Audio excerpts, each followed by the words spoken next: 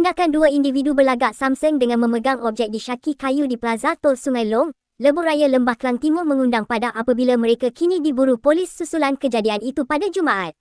Ketua Polis Daerah Kajang, Asisten Komisioner Nazrin Abdul Yusof berkata, laporan berkaitan kejadian berkenaan diterima pada jam 9.08 malam.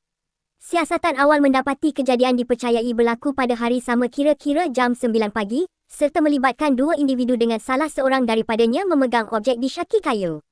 Akibat insiden tersebut, aliran trafik di kawasan berkenaan terjejas dan menimbulkan kebimbangan orang awam, katanya dalam kenyataan pada Jumaat.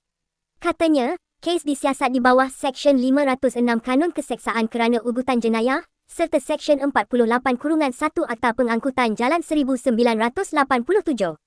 Usaha mengesan kedua-dua suspek sedang giat dijalankan bagi membantu siasatan lanjut.